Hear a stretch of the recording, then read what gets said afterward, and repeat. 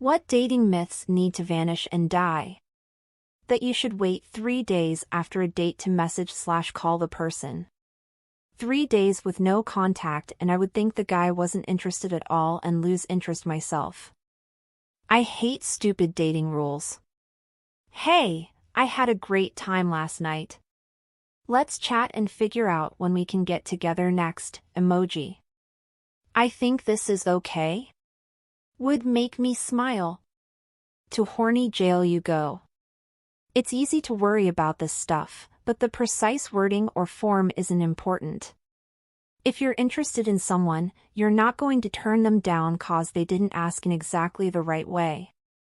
So sit back and relax. They may say yes, they may say no, but as long as reach out to them and aren't a jerk, you've done the best you can do.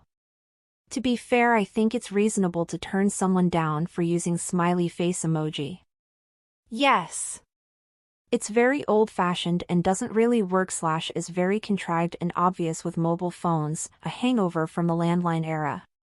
It's usually older millennials / younger Gen X men who would do this one. It doesn't work on people with a healthy dose of self-respect. Sadly, I've seen it work on people with very low self-esteem. A lot of people want what they can't have and will chase, and that extends to men too. I've never been pursued harder than by guys I've shown little to no interest in. Indeed. I think it can work for sure, but 3 days isn't really plausible in this day and age.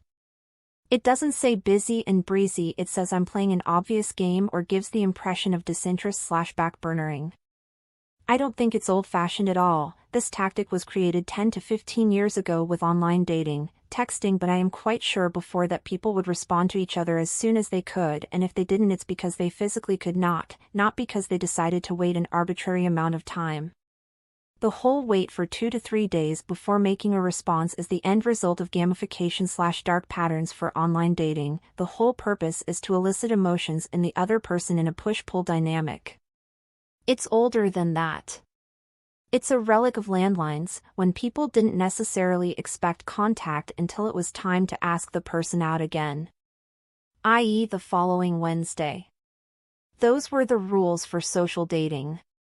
The only time you'd expect more frequent contact is if you were dating someone who was already a friend or were officially a couple. Absolutely. I was born in the 90s and it was still very much landline-centric where I lived. Cell phones were rather rare. It wasn't difficult to make a call by any means, but it wasn't a top priority like it is today. Life was a bit slower, is how I'd best describe it. It really seems like my parents had way more time for things. That men love to chase women and enjoy the challenge of convincing an uninterested women to go out with them. Or that men like it when women play hard to get. This is actually not only annoying as fuck as a guy, but also dangerous as fuck for folk to keep perpetuating. It's this exact thought process that a lot of rapists and stalkers use to justify their behavior. She's just playing hard to get, she just wants me to pursue her more. I have no idea where it came from, but it's one of the more dangerous tabloids in the past half-century. So many love songs are basically romanticizing men who can't take no for an answer.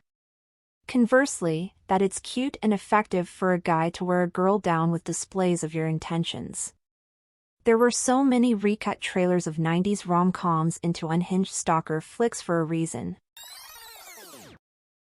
That you shouldn't talk about wanting / not wanting kids or general life and relationship goals on the first date. If you're both looking for the same kind of relationship but one wants kids and one doesn't, why would you not want to get that out of the way so that way neither of you are wasting the other's or your own time?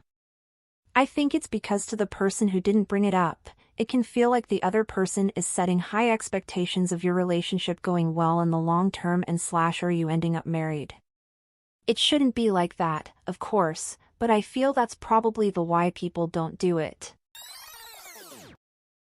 Please like and subscribe for more daily content.